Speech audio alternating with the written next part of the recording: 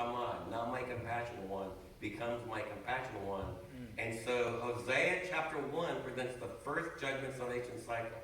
Hosea 2 presents the second judgment salvation cycle. And the Lord actually presents himself as a husband whose wife leaves him. He divorces her because she's abandoned him. She's living with all this, a woman that she's not even married to.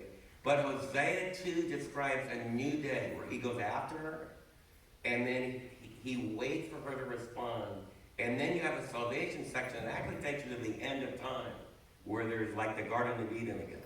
Then that's the second cycle. Then the third cycle is going back to the story of Hosea again. And it doesn't even use Gomer's name. And Hosea, that's the story you often have preached. Hosea goes after this woman that's not even living with a man that's her husband. She's sick, she's impoverished, she's dying. He brings her back home, and in Hosea 3, it doesn't resolve it. We don't know what Gomer did. That's because we don't know what individual Israelites are going to do. I don't know what you're going to do as you listen to me. And then Hosea 3 will end, but they're going to dwell many years without a temple and without a major ruler. But then David, their king, is going to come, and it uses all the Davidic promise and the Abrahamic promise. Then Hosea 4, you start the fourth judgment salvation cycle.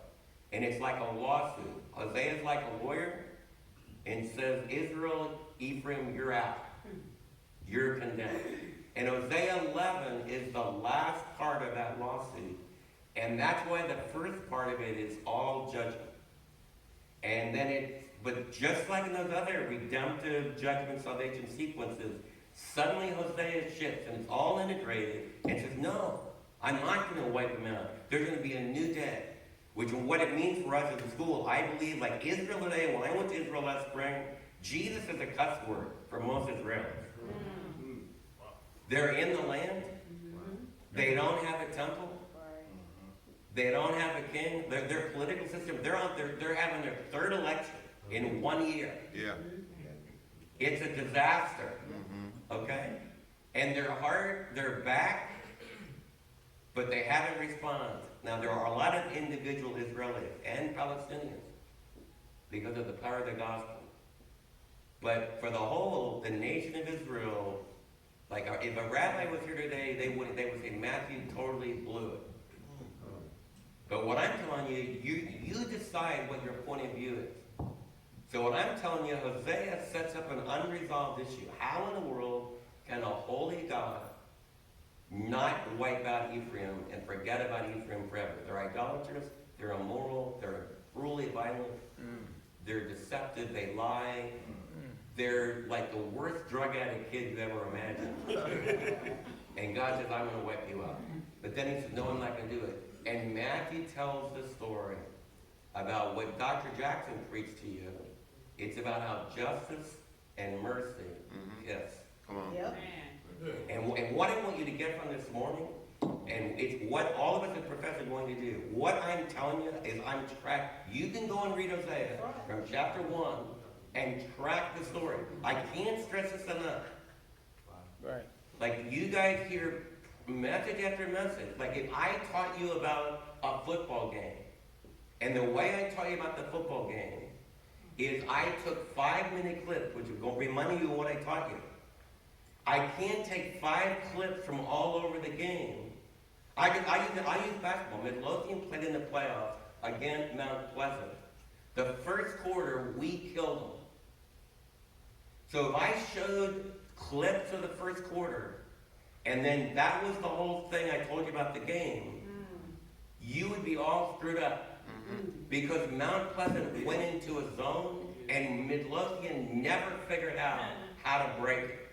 And in the fourth quarter, they killed us. You understand what I'm saying?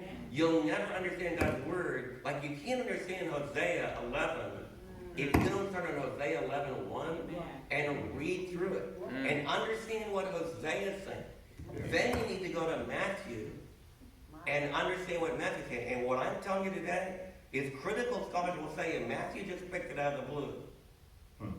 I'm saying, hey, wait a minute. Matthew understands He understands the cultural context of it as the well. big issue of Hosea. He understands the Let's promise. go to anyone, because our time Sure. is running out. Do we have any questions in the audience? Any questions at all?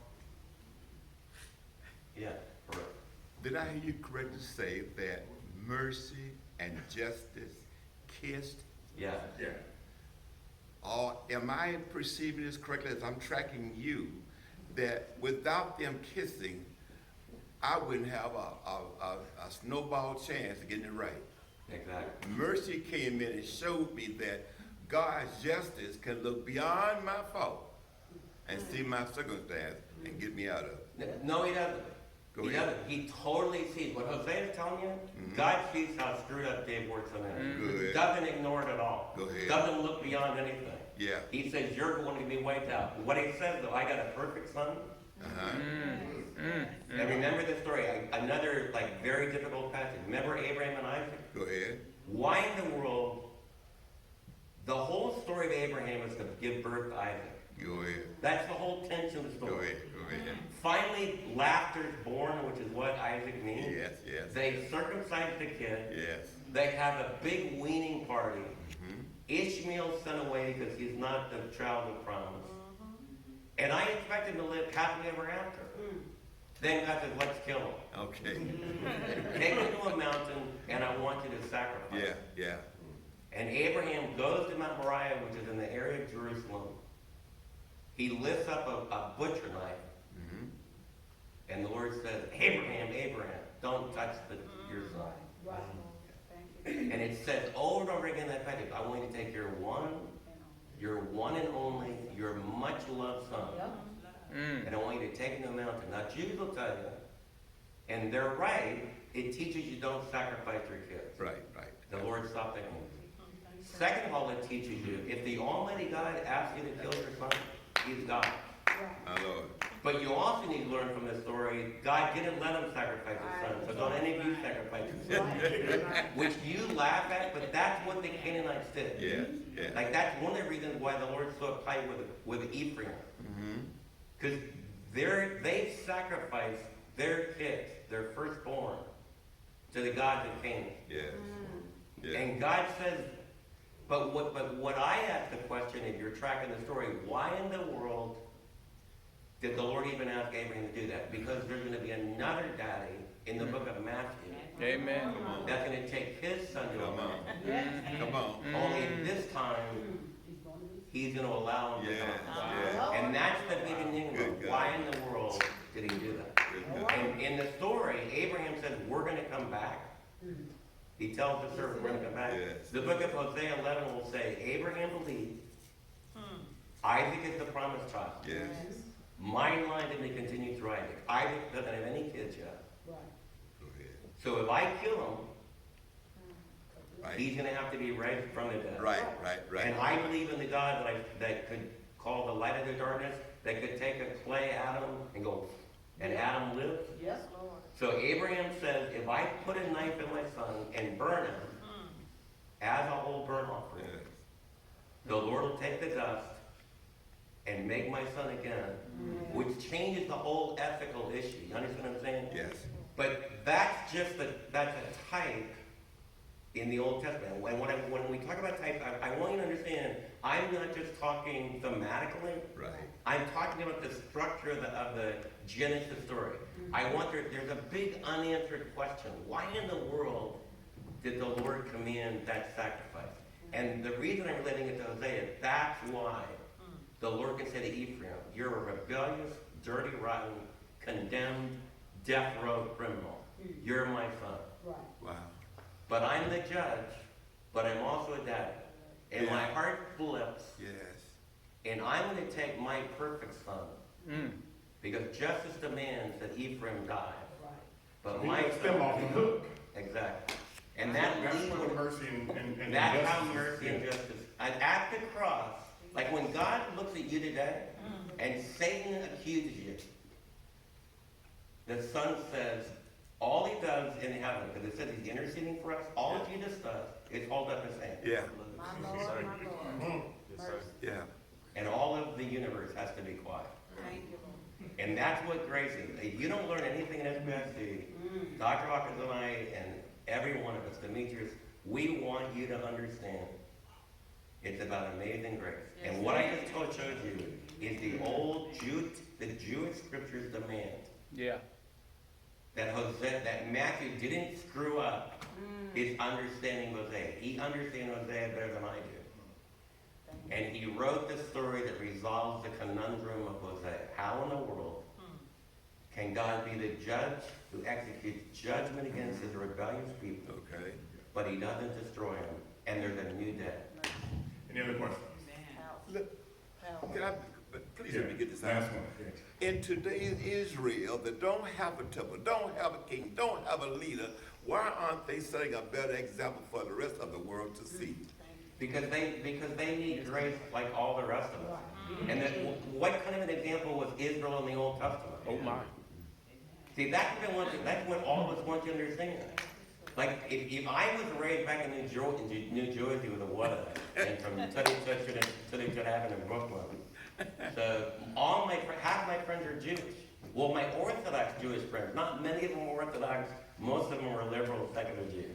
But my Orthodox Jewish friends really believe that the Jewish scriptures teach you obey the law of Moses and you get to heaven. And what I'm telling you, Hosea says, okay. Hosea 4 starts out, here's the law of Moses. It's one of the most early, it uses different language, but it has don't steal, don't bear false witness, don't commit adultery, don't murder. And then Hosea describes the first commandment is love the Lord your God with all your heart and don't have idols. Yeah. And the lawyer in Hosea 4 just lambasts them. So what I say to my Jewish friends, okay, you can take your chances, but show me someone in the Old Testament that obeyed the law of Moses. Yeah. So Moses, Yeah. he's the one that gave you the law. It's a story of their It's repeated failure. of their faith. And what I want you to understand is, just like the story of Ephraim is to get you to admit your failure. And I want you to be really alert to this. We hear a ton of preaching that says, okay, Ephraim, get your act cleaned up. Be good. You know, somehow struggle through. Be obedient. We're going to teach you 6 steps to have a happy marriage. We're going to have 6 steps how to be good in finance. We're going to have 6 steps. What I want you to know is you guys are a bunch of, without the miracle of grace, the guys that teach, like in other words, I would be very cynical because the psychologists that teach you the 6 steps, they were my friends. Like the 2 of the prominent Christian psychologists, when I went to seminary, couldn't handle their anger issues. And they just, over money, they dissolved their whole their whole practice. I can take almost every Christian psychologist, and almost every one of them failed. I'm not saying anything against that. And what I want you to understand is, we all need to understand grace. We're not teaching behaviorism. I'm not teaching you techniques. I'm teaching you new life. Which means you understand your deadness, your hopelessness. Today, without Jesus giving you the new life, then I'm like Ephraim. But because of Jesus and the miracle of resurrection life, you can see, hopefully, like my prayer when we started, you'll see Jesus while I'm teaching. That you'll hunger for him, you'll love him, you'll adore him. Amen. Look forward to round 2 tonight, of course. And what's going to happen is Doc is traveling this Thursday.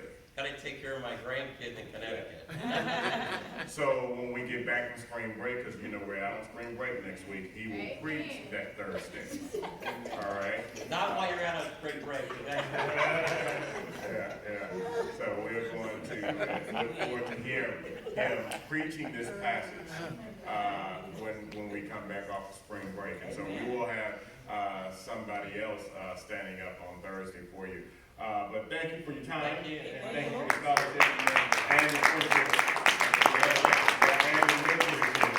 that you provided as well. So we certainly thank God. All right, you are dismissed.